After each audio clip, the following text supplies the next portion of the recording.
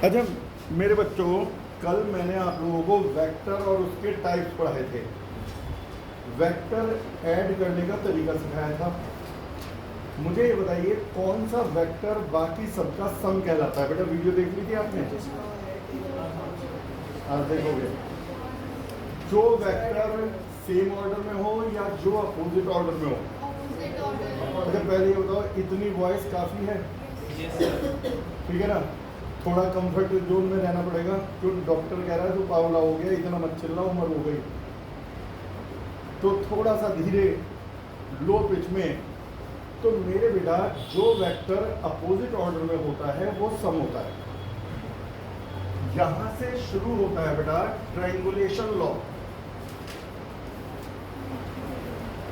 Triangulation law of vector addition. Pin drop silence रखना, सारा ऐसा क्रिस्टल क्लियर कर दूंगा। बोल बेटा। कोप्लेनर और नॉन कोप्लेनर वेक्टर। कोप्लेनर और नॉन कोप्लेनर ऐसे बताता हूँ। देना बेटा, दो पेन दो। आप ये बताइए, एक ये वेक्टर है, दूसरा वेक्टर है, ये तीसरा वेक्टर है। तीनों, एक आदमी यहाँ जा रहा है, उसकी वेलोसिटी इधर है, एक की वेलोसिटी इधर है, एक की इधर है। ये तीनों एक पेपर पे बना सकते हो? नहीं ना? ये नॉन कोप्लेनर है।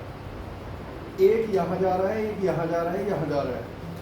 मैं कहूँ कि इन तीनों को एक पेपर पे ड्रॉ कर दीजिए, कर दोगे? वो कोप्लेनर। ठीक है? कल रिकॉर्डिंग पता नहीं क्यों बीच में रुक गई थी, तो मैंने दो पार्ट में डाल दिए, पार्ट ए पार्ट बी। अब मेरे बालक, वेक्टर एडिशन का ट्रायंगुलेशन लॉ मैं गारंटी से कह रहा हूँ कि जब आप यहाँ से निकलोगे आपको फॉर्मूले एप्लीकेशन सब पता होंगे।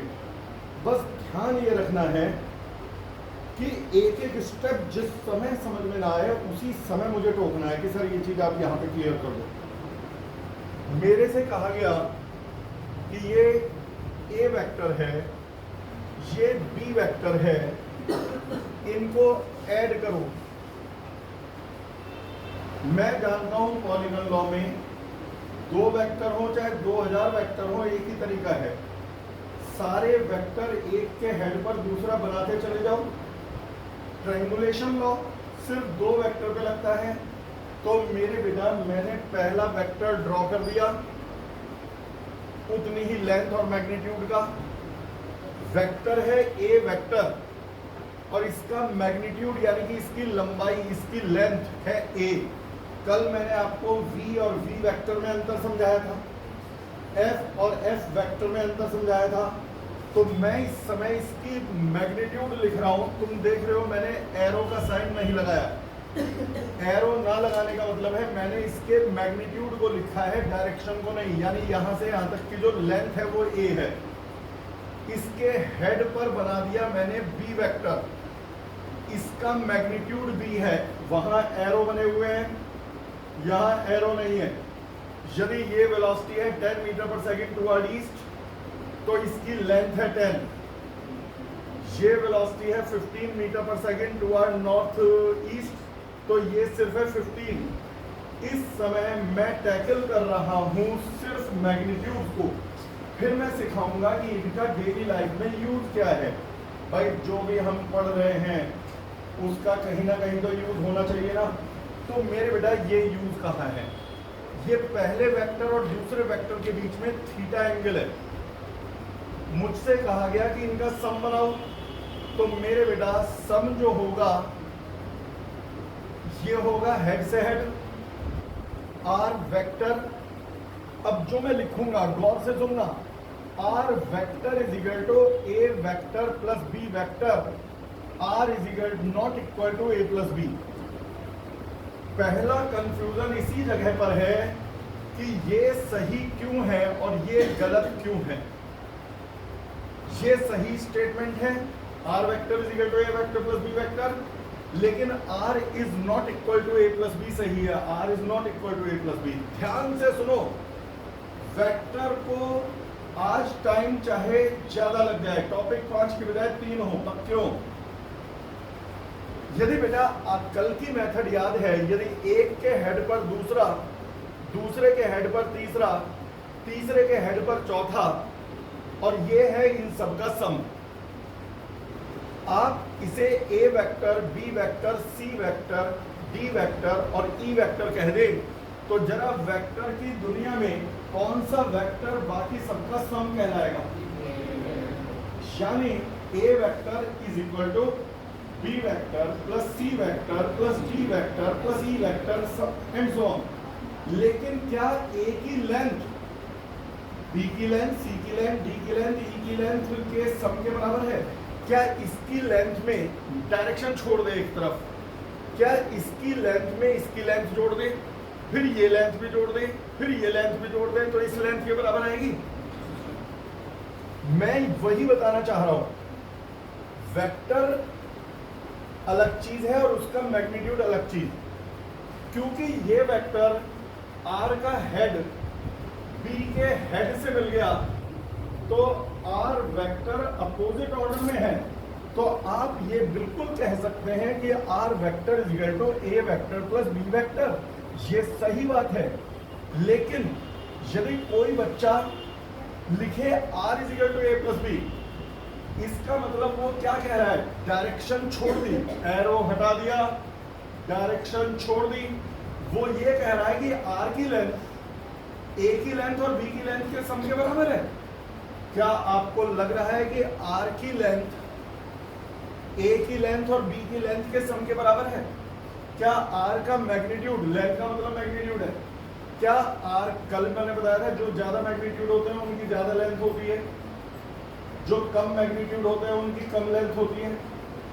क्या आर की लेंथ, मैं पहले ही क्लियर करना चाह रहा हूं, क्या आर की लेंथ ए की लेंथ और बी की लेंथ के सम के बराबर है या नहीं?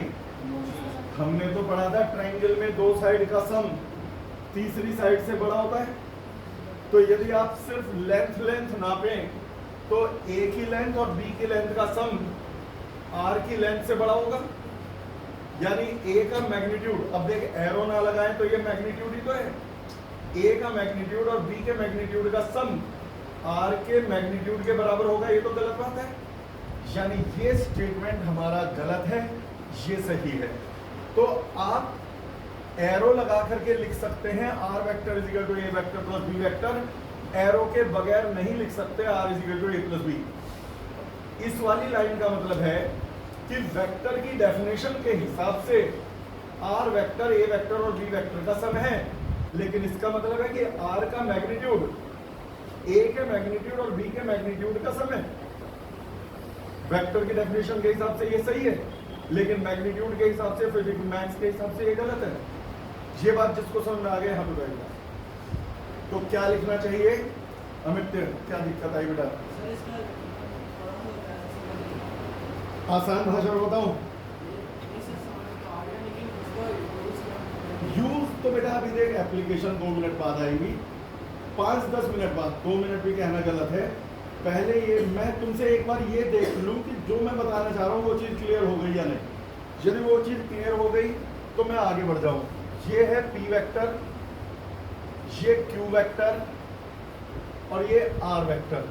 मुझे ये बताएं, वेक्टर की डेफिनेशन के हिसाब से क्या R vector is equal to P vector plus Q vector लिखा जा सकता है? लेकिन क्या R is equal to P plus Q लिखा जा सकता है? यदि मैं पी की लेंथ और क्यू की लेंथ दे दूं तो उनका सम क्या आर की लेंथ के बराबर होगा? ये चीज तो तुम्हें समझ में आ गई। तो मुझे वही पता लगाना है कि क्लियर हो, मुझे ये पता लगाना है कि एरो का साइन ना लगाएं तो आर का फॉर्मूला क्या है। मुझे कोई ए का मैग्नीट्यूड दे दे, बी का मैग्नीट्यूड दे दे और मुझे आर का मैग्नीट्यूड निकालना हो तो वो कैसे निकालूं? उसके लिए एक फॉर्मूला बनाएंगे, उसके बाद मैं उसी के एप्लीकेशंस करूंगा। बोलो बेटा। सर जो आपने डायग्राम बनाया है इसमें आपने आर ए बी के ऊपर एरो भी लगा दी। मैं इस समय सिर्फ इनकी, इस वाले में ना, मैं सिर्फ इनके मैग्नीट्यूड का रिलेशन निकालना चाह रहा हूं। भाई इसकी कुछ तो लंबाई होगी, वो ए है, ये ए एरो को रिप्रेजेंट नहीं कर रहा, उसकी लेंथ को रिप्रेजेंट कर रहा है। ये बी वेक्टर को नहीं, उसकी लेंथ को लिखा है मैंने। अब फॉर्मूला बनाते हैं, फिर उसके बाद मैं इसके एप्लीकेशन पर आता हूं। हाँ बोलो बेटा। सर लेकिन क्वेश्चन में तो गिवन होगा ना कि उसकी डायरेक्शन होगी। क्वेश्चन बेटा कैसा आएगा, 5 मिनट बस मुझे दे दे जिंदगी के, 5-10 मिनट के बाद प्रूफ कराने के बाद मैं बताऊंगा कैसा आएगा क्वेश्चन। तो मतलब मैं पूछना चाह रहा हूँ कि मैं पता कैसे चलेगा डायग्राम में हमें एरो बनानी है नहीं बनानी है? वही तो मैं एग्जाम्पल से प्रूफ करूंगा, डायग्राम में कब बनानी है कब नहीं, वो मैं अभी आज जाने से पहले क्लियर करके जाऊंगा, विद्या माता की कसम, अन्य में बाहर निकलते ही मर जाऊं। तो मेरे बेटा अब चलो शुरू करते हैं। ये रहा ए, ये है बी यानी कि मैग्नीट्यूड, उनके बीच का एंगल थीटा, और ये है आर। मुझे ऐसा फॉर्मूला चाहिए जिसमें ए वेक्टर का मैग्नीट्यूड रख दूं, बी वेक्टर का मैग्नीट्यूड रख दूं और आर का मैग्नीट्यूड आ जाए। ए की लेंथ रख के, बी की लेंथ रख के आर की लेंथ निकालने का फॉर्मूला। तो मैंने क्या किया, इसको आगे एक्सटेंड किया और परपेंडिकुलर ड्रॉ कर दिया। भूलना मत करना क्या चाह रहा हूं, मैं आर की लेंथ यानी आर का मैग्नीट्यूड निकालना चाह रहा हूं। बोल में लेंथ रहा हूं, सही वर्ड लेंथ नहीं है, सही वर्ड है मैग्नीट्यूड। जब मैग्नीट्यूड ज्यादा होती है तो वेक्टर की लेंथ ज्यादा हो जाती है ऑटोमेटिकली, मैग्नीट्यूड कम होता है तो वेक्टर की लेंथ कम हो जाती है। तो हम कई बार लेंथ आम भाषा में बोल देते हैं कि समझ में आ जाए, लेकिन रियल वर्ड है मैग्नीट्यूड। आज के बाद मैं मैग्नीट्यूड वर्ड यूज करूंगा। अब आप बताओ, थोड़ी देर के लिए एज्यूम कर लो ये है x, ये है y। अब ट्रिग्नोमेट्री लगवाओ, मैथमेटिक्स आप करवाओ। मुझे बताइए y अपॉन b किसके बराबर है? फिर से बोलो, y upon b, sine theta, cos theta या tan theta? y upon b is equal to, फिर से y upon b perpendicular upon hypotenuse. तो y upon b is equal to sine theta implies y is equal to b sine theta. अब x upon b is equal to, बिल्कुल सही बात, x upon b base upon hypotenuse. मैं सिर्फ इसे देख रहा हूं, मैं उसे देख ही नहीं रहा। x upon b is equal to cos theta. तो x किसके बराबर हो जाएगा? b cos theta. एक बार मैं इसके सामने खड़ा हो गया जिससे दिखाई ना दे, y upon b is equal to, सबकी आवाज नहीं है, तो y is equal to x upon b is equal to, तो x इज इक्वल टू। अब मेरे बेटा थोड़ी देर के लिए ये वाली लाइन अपने दिमाग से गायब कर दो, भूल जाओ ये लाइन है। अब एक राइट एंगल ट्रायंगल है, राइट एंगल ट्रायंगल है, उसमें हाइपोटेनस निकालना है। तो हाइपोटेनस का फॉर्मूला होता है r is equal to under root base square plus perpendicular square. Base यानी कि बेटा a प्लस एक्स और परपेंडिकुलर यानी कि y। तो मेरे बेटा मैंने थोड़ी देर के लिए उस लाइन को हटा दिया था, जबकि फिगर में बनी रहेगी, आपको उसे देखना नहीं है। r is equal to under root a plus X square plus Y square. Recording दोबारा देखनी हुआ करे, मांग लिया करो। तुम्हें मालूम है लेक्चर सारे पड़े रहते हैं मेरे को, रिकॉर्डिंग, आज की रिकॉर्डिंग, कल की रिकॉर्डिंग, 1 महीने पहले की रिकॉर्डिंग, पिछले साल की रिकॉर्डिंग, मांग लिया करो जितनी बार रिवाइज करना हो। तो यहाँ तक सबको समझ में आ गया। अब सिर्फ मुझे x और y रख के आंसर निकालना है। तो under root a plus X नहीं लिखूंगा, b cos theta plus y की जगह b साइन थीटा। तो r इज इक्वल टू हो जाएगा अंडर रूट, फॉर्मूला लगाओ, a स्क्वायर, थोड़ी तो हेल्प करा दो, b square cos square theta plus 2ab cos theta plus b square sine square theta. जहां पे समझ में ना आए वहां बता देना, अभी तक इतने कोई ना समझने वाली बात नहीं। तो r इज इक्वल टू हो गया under root a square plus 2ab cos theta. मैंने दो टर्म नहीं लिखी, बताना कौन कौन सी नहीं लिखी?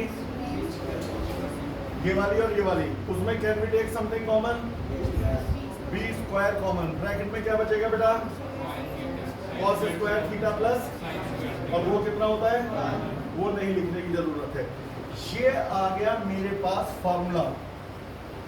यानी कि बेटा आर वेक्टर तो बराबर था ए वेक्टर प्लस बी वेक्टर के, लेकिन जो आर है वो ए प्लस बी नहीं है। मैग्नीट्यूड यदि देखा जाए तो r is equal to A plus B नहीं है, आर इज इक्वल टू है under root a square plus b square plus 2ab cos theta. तो यानी कि बेटा यदि मैं कहूंगा आर वेक्टर का फॉर्मूला बताओ और आर का बताओ तो दो अलग अलग फॉर्मूले। आर वेक्टर का पूछूंगा तो आप a vector plus B vector लिखोगे, और आर का पूछूंगा तो under root a square plus b square plus 2ab cos theta लिखोगे। इसके बाद जो ये रिजल्टेंट है आर, ये जो रिजल्टेंट है इसकी डायरेक्शन बताओ। तुम्हारी फिगर में जब भी न्यूमेरिकल्स आएंगे तुम्हारी क्लास में, वेक्टर की डायरेक्शन पूछेंगे। डायरेक्शन में सिर्फ एंगल बताना है। जैसे मुझसे कोई कहता है इस पेन की डायरेक्शन बताओ, मैं कहूंगा हॉरिजॉन्टल से 30 डिग्री अबव, दूसरा बच्चा कहेगा वर्टिकल से 60 डिग्री बिलो। गलत कौन है? कोई नहीं। किसी के साथ एंगल बता दो, डायरेक्शन आ जाती है। तो मैं कहता हूं आर वेक्टर की डायरेक्शन बताओ, तो आप कहोगे R vector makes alpha angle with A vector. तो यानी कि जब भी डायरेक्शन बतानी होगी आप एंगल निकाल के दोगे। तो आर तो है मैग्नीट्यूड, अब एंगल बताने के लिए tan अल्फा, ठीक बेटा, एंगल बताने के लिए अब tan अल्फा का यूज करूंगा। tan alpha is equal to, मेरे बेटा tan क्या होता है? tan अल्फा के इसके बराबर होगा परपेंडिकुलर अपॉन बेस। इसे तो देखो ही मत। tan अल्फा होगा y upon a plus x. फिर से tan अल्फा होगा, मैं y लिख ही नहीं रहा, y की जगह b sin थीटा देख लो आप, और a प्लस एक्स, भाई y की जगह b sin थीटा और a प्लस एक्स, x की जगह b cos थीटा।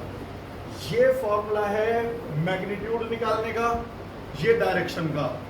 अब मैं इससे आगे सिर्फ इसके न्यूमेरिकल एग्जांपल समझाऊंगा कैसे आएंगे। एक बार रिवीजन करवा दूं जिससे वेक्टर, ये वेक्टर का सबसे इंपॉर्टेंट लेक्चर समझो। यदि वेक्टर एडिशन समझ में आ जाए, ट्रायंगुलेशन लॉ, तो पैरेललोग्राम लॉ भी समझ में आ जाएगा, सब्ट्रैक्शन भी समझ में आ जाएगा। यानी आज का ये पहला डेरिवेशन अगले 2 दिन के डेरिवेशन का बेस है। तो चलिए शुरू करें। बेटा एक बार क्विक रिकैप। आपको ये दिया था ए वेक्टर जिसका मैग्नीट्यूड था ए, ये था बी वेक्टर मैग्नीट्यूड था बी, ये आर वेक्टर जो था सम, इसे सम भी कहते हैं, रिजल्टेंट भी कहते हैं। अब मेरे वेक्टर की डेफिनेशन के हिसाब से यहाँ पर R vector is equal to है A vector plus B vector के, लेकिन मुझे आर वेक्टर का फॉर्मूला नहीं चाहिए था, मुझे फॉर्मूला चाहिए था आर का। आर वेक्टर का फॉर्मूला तो पता ही है कि R vector is equal to A vector plus B vector, क्योंकि वो अपोजिट ऑर्डर में है, हेड से हेड टकरा रहा है।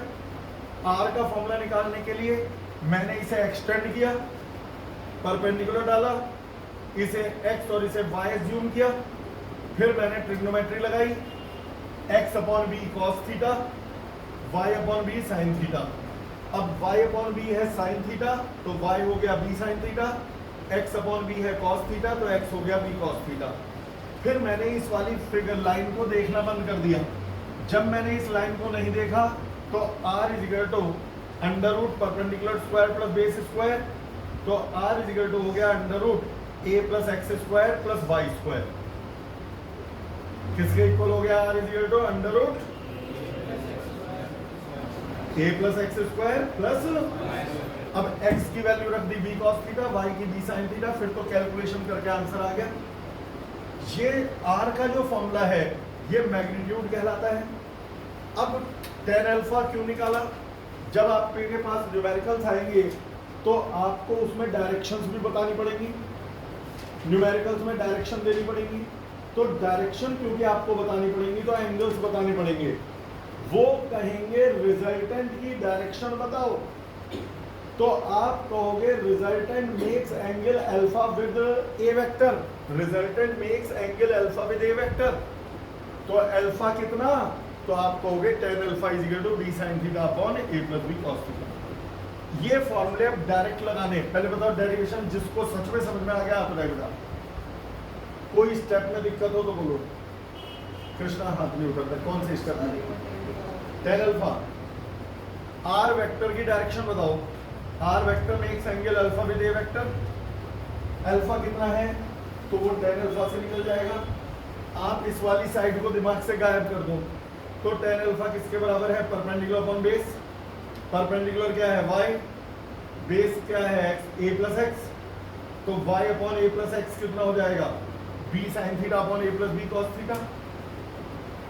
बेटा कभी भी टीचर से, डॉक्टर से और एडवोकेट से मैं हमेशा से ये बात कहता हूँ, तुम्हारे बैच में पता नहीं कहीं नहीं गई, झूठ मत बोलना। यहाँ पे बोला गया झूठ लाइफ पे भारी पड़ जाता है। तुम डॉक्टर के पास जाओ, वो कहे कि हाँ भाई आराम पड़ गया दवा से, तुम कह दो हाँ, जबकि सच में पड़ा नहीं तो इलाज बंद। टीचर पूछे समझ में आ गया, तुमने कह दिया हाँ और सच में आया नहीं, तो आगे की पढ़ाई डिस्टर्ब। कई बच्चे क्या होते हैं, शर्म आ जाते हैं कि यार बाकी सब क्या सोचेंगे, एक बात तो फेल हो गया तब ज्यादा सोचेंगे, बाकी सब अभी पूछने में क्या फर्क पड़ रहा है। तो सारे पूछो, बेधड़क पूछो। अब ईमानदारी से हाथ उठाओ जिससे समझ में आ गया हो, लास्ट बार। ठीक, अब मैं आपको इनके फॉर्मूले याद करने का, अप्लाई करने का तरीका बताता हूं। आज हम सिर्फ दो वेक्टर की बात करेंगे। पहली बात, दो वेक्टर के बीच का एंगल किसे कहा जाता है? मेरे बेटा ये है ए वेक्टर, ये है बी वेक्टर, ये है ए वेक्टर, ये है बी वेक्टर। आपसे कहता हूं वेक्टर्स के बीच का एंगल बताओ। यदि इंपॉर्टेंट बात है, को इनिशियल है, को इनिशियल है, तो ये एंगल उन दोनों के बीच का एंगल कहलाएगा। लेकिन ये को इनिशियल है या सेम ऑर्डर में, तो इनके बीच का एंगल नहीं, इसे आगे एक्सटेंड करके जो एंगल होगा वो इन दोनों के बीच का एंगल कहलाएगा। तुम यहां जरूर पूछ सकते हो क्यों भाई, ये तो मैंने एक साथ बना रखे थे, ये बना हुआ है ए वेक्टर और ये बना हुआ है बी वेक्टर, मेरे से कोई कहे इन दोनों के बीच का एंगल बताओ। यदि आपको सही एंगल चाहिए तो आप पहले यहां पर ए वेक्टर बनाइए, फिर इसी जगह से दूसरा वेक्टर बनाइए। पहले मैंने फर्स्ट बनाया, फिर वहीं से सेकंड बनाया। ये एंगल इन दोनों के बीच का एंगल है। ये छोटी छोटी बातें बुक्स में नहीं होती, इसीलिए बच्चों के दिमाग खराब हो जाते हैं। लेकिन कोई बच्चा आया, उसने क्या गलती करी, पहले ए वेक्टर बनाया, बी वेक्टर यहां से ना बना के यहां से बना दिया।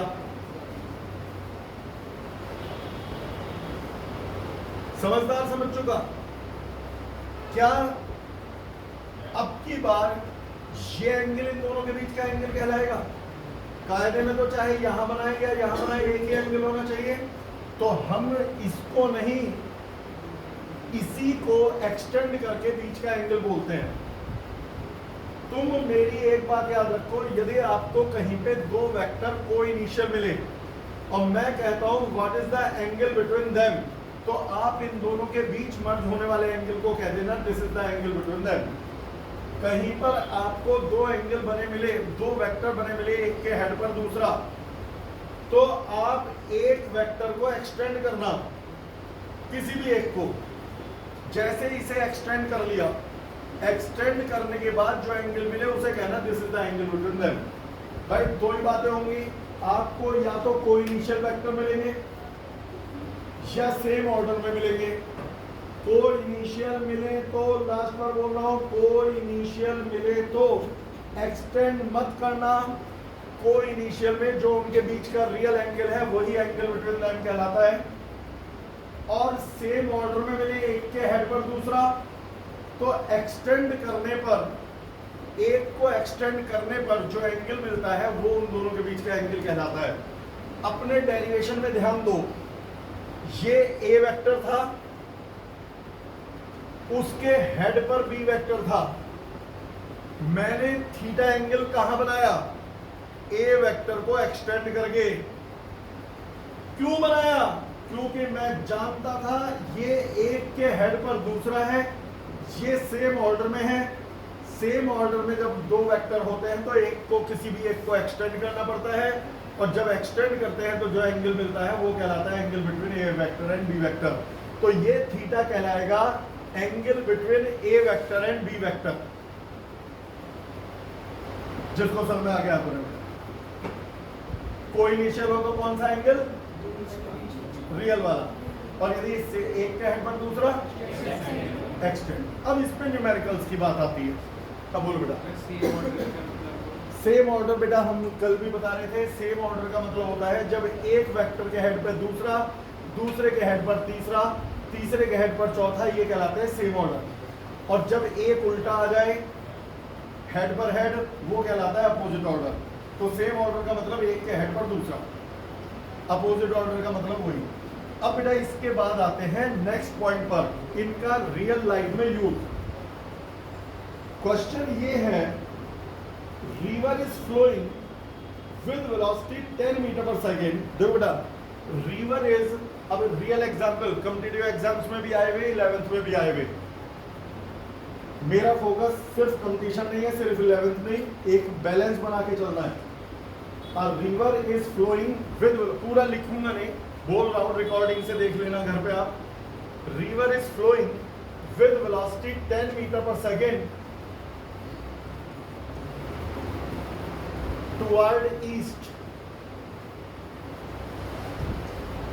River is flowing with velocity 10 metre per second toward east. अब बोट, रिवर में बोट है, boat is moving with velocity 5 metre per second toward north. Find actual velocity of boat, ठीक है, या कह दो resultant velocity of the boat. What is resultant velocity of the boat? अब बच्चे कहेंगे ये क्वेश्चन क्या भला है? देख बेटा, ये है, इसे पहले बगैर फॉर्मूले के बताऊंगा, फिर फॉर्मूले से। ये बेटा एक रिवर है, ईस्ट की तरफ बह रही है, वेलोसिटी ऑफ रिवर का मैग्नीट्यूड है 10। नोटिस करो यहां एरो लगाया था, मैंने 10 के साथ डायरेक्शन लिखी, यहां पे मैंने 10 VR = 10 लिखा। क्या मैंने इसके साथ टुवर्ड ईस्ट लिखा? नहीं। तो ये बस मैग्नीट्यूड है। एक नदी 10 मीटर पर सेकंड से बह रही है ईस्ट की तरफ। एक बोट जाना चाहती है 5 मीटर पर सेकंड से नॉर्थ की तरफ। यह है वेलोसिटी ऑफ बोट। तो वो असलियत में कहां पहुंचेगी? अच्छा सोच के देखो, नदी यहां जा रही है तो वो नाव को यहां बहा के ले जाएगी, बोट यहां जाना चाह रही है। सोचना, समझना। तुम बताओ, रुका हुआ पानी होता तो बोट यहां चली जाती, लेकिन बहता हुआ पानी उसे आगे ले जाएगा। तो बोट जाना चाह रही है यहां, नदी बहा के ले जाएगी आगे, तो बोट यहां जाना चाहेगी, नदी यहां ले जाएगी, तो वो टेढ़ी जाएगी। दिमाग में पिक्चर बनाओ भाई। साइंस के स्टूडेंट हो, साइंस आप लोगों ने सोच समझ के लिए है, तो दिमाग का तो यूज करना पड़ेगा। रुका हुआ पानी होता तो बोट चली जाती, बहता हुआ पानी है तो बोट यहां जाएगी, नदी आगे बहा के ले जाएगी, तो वो तो यहां पहुंचेगी, तो बोट यहां पहुंचेगी। यही है रिजल्टेंट वेलोसिटी। मुझे बताना है कि ये रिजल्टेंट वेलोसिटी क्या है। तो मैंने अभी रिजल्टेंट वेलोसिटी का फॉर्मूला तैयार किया था, एक बार आप देख के बोल दो। बोलो क्या रिजल्टेंट वेलोसिटी का फॉर्मूला? R = बोलो, एक बार जोर से सुना दो फॉर्मूला।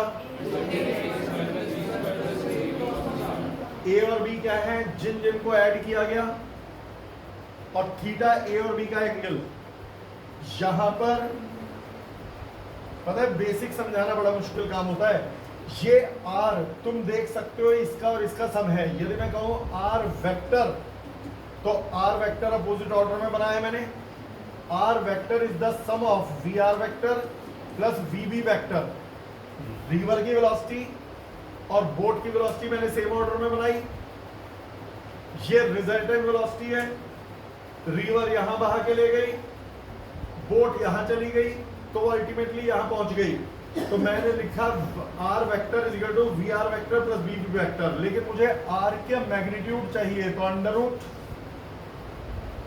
फिर वी आर स्क्वायर, भाई ए और बी थोड़ी लिखेंगे हर बार, तब मैं ए वेक्टर और बी वेक्टर को जोड़ने का फॉर्मूला बना रहा था, अब मैं वी आर वेक्टर और वी बी वेक्टर को ऐड करने का फॉर्मूला बना रहा हूं।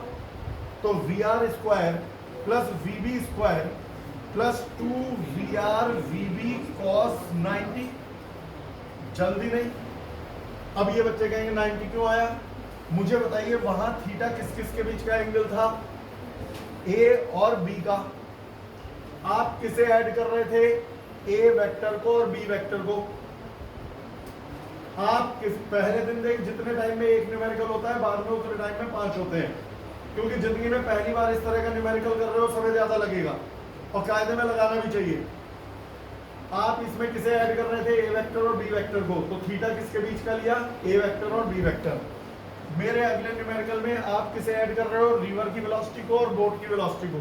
तो एंगल किनका लोगे? रिवर और बोट की वेलोसिटी का। लेकिन रिवर की वेलोसिटी है ईस्ट, बोट की वेलोसिटी है नॉर्थ, तो उनके बीच का तो 90 डिग्री एंगल है, तो मैंने थीटा को रख दिया 90 डिग्री। क्या लिखा थीटा को? 90 डिग्री। तो बेटा अब मैं क्या करूं? अब तो आप वी आर की जगह रख दो 10, वी बी की जगह रख दो 5, और cos 90 तो 0 होता है, ये तो खत्म हो गया। तो अंडर रूट 125। तो जो बोट चलेगी, बोट की वेलोसिटी होगी अंडर रूट 125। कैलकुलेट आप कर लेना। चाह रही है बोट 5 से चले, रिवर चाह रही है 10 से बहू, लेकिन दोनों मर्ज हो गए। मर्ज होने के कारण तुम देखते नहीं, नदी मान लो तेज बहने लगे तो बोट की स्पीड अपने आप बढ़ जाती है, होता नहीं है? वो अब 5 स्क्वायर 25, 10 स्क्वायर 100, तो 125 हो गया। तुम ये बताओ, क्या रिवर की वेलोसिटी का बोट पर फर्क नहीं पड़ेगा? यदि नदी तेज बहने लगे तो रिवर की वेलोसिटी, वो बोट की वेलोसिटी बढ़ जाएगी नहीं बढ़ जाएगी? बढ़ गई। बोट कितनी स्पीड से चलना चाह रही थी? 5, लेकिन चलना पड़ रहा है अंडर रूट 125। अच्छा, बोट किस डायरेक्शन में? ये है रिजल्टेंट वेलोसिटी, जहां बोट पहुंचेगी। जाना चाह रही थी नॉर्थ, पहुंचेगी यहां। कितने एंगल पर चलेगी? भाई हम ये भी तो बता दें, बोट ये क्या है? ईस्ट, ये क्या है? नॉर्थ। क्या ये बोट ईस्ट जा पाई? क्या नॉर्थ जा पाई? तो ईस्ट से कितने एंगल पर? अल्फा बताना पड़ेगा। 10 अल्फा का फॉर्मूला लगा दो या सीधे बता दो। 10 alpha is equal to perpendicular पर base, 10 alpha is equal to 5/10।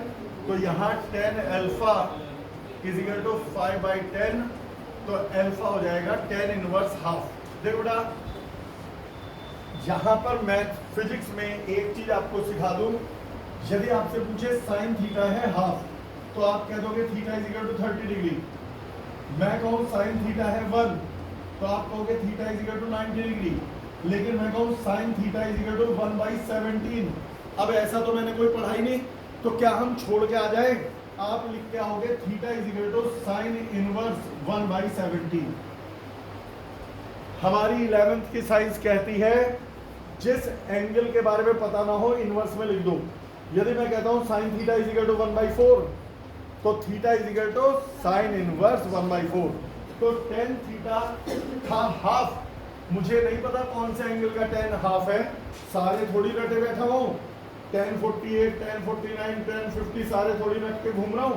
तो ऐसे में tan इनवर्स में छोड़ दो, तो आप कहेंगे theta is equal to alpha is equal to tan inverse half. लेकिन यहां एक चीज जरूर मेंशन करनी है पहला न्यूमेरिकल में। मैं तुमसे कहूं पेन की डायरेक्शन बताओ, और बच्चा कह दे अल्फा इज इक्वल टू 60, अब बुरा नहीं लग रहा? ये 60 किसके साथ बना रहा है? हॉरिजॉन्टल के साथ 60 या वर्टिकल के साथ 60? ये भी तो बताना पड़ेगा। कोई बच्चा कहेगी सर एक एरोप्लेन उड़ रहा है, मैं पूछूं किस डायरेक्शन में? सर 40 डिग्री के एंगल पर। अरे भाई साहब 40 डिग्री किससे? ईस्ट से 40 पर, नॉर्थ से 40 पर, हॉरिजॉन्टल से 40 पर। जब तक आप ये नहीं बताओगे कि एंगल किसके साथ मेजर हुआ, तो बात तो अधूरी रहेगी ना। तो यहां पर सिर्फ अल्फा निकालने वालों के नंबर कट जाते हैं। यहां लिखना पड़ेगा अल्फा किसका एंगल है? अल्फा रिजल्टेंट का, रिवर की वेलोसिटी के साथ एंगल है, तो आप लिख दीजिए alpha is the angle which the resultant makes with east, या लिख दो alpha is the angle which resultant velocity makes with the velocity of river. कोई नहीं पढ़ा, रहने दो, इधर देख, दोनों बातें सही हैं। Alpha is the angle which resultant velocity makes with east, या alpha is the angle which resultant velocity makes with the direction of flow of river. ये लाइन जरूर लिख देना, इस लाइन के बगैर आधा अधूरा आंसर चलेगा। भाई मैंने अपनी तरफ से कोशिश ये करी कि एक पॉइंट में सारी समझ में आ जाए। अब इसी तरह से रिवर का बाद रेन का, अब हाँ बोल बेटा। आर निकाला क्यों बेटा? क्वेश्चन में पूछा गया था कि एक नदी ईस्ट की तरफ बह रही है, आर वेक्टर, तो बेटा देखो आर वेक्टर क्या है, मैग्नीट्यूड और डायरेक्शन मिलके वेक्टर बनता है। सुनो, इसने जो पूछा है उसका जवाब मैं बता दूं, ये आर है, ये अल्फा है। यदि कोई पूछे आर वेक्टर क्या है, कोई भी वेक्टर कब पूरा होता है? जब मैग्नीट्यूड के साथ फिर डायरेक्शन लिखी हो, तो आप कहोगे R vector is √125 metre per second and it makes angle tan inverse half with east। अब मैंने यहां पर सिर्फ √125 लिखा था तो मैग्नीट्यूड था, सिर्फ अल्फा मैंने बताया एंगल और कुछ नहीं, डायरेक्शन है। जब मैंने अल्फा लिखा तो वो डायरेक्शन थी। अब बताओ यहां क्या लिखा हुआ है, मैग्नीट्यूड या डायरेक्शन या बोथ? तो ये आर वेक्टर है। तो यदि आपको आर वेक्टर कंप्लीट देना है तो मैग्नीट्यूड के साथ ही लिख दो and it makes this direction. बोलो बेटा। आर वेक्टर तो V R vector plus V B vector होगा ना? हाँ, तो सर वो तो फिर 15 आ जाएगा। मैंने यही तो आज देख शुरुआत कहां से हुई थी। मैंने कहा था कि R vector is equal to A vector plus B vector तो होता है, लेकिन r is equal to A plus B नहीं होता। आपने क्या किया, तुमने कहा कि जो r वेक्टर है वो V R vector plus B B vector है।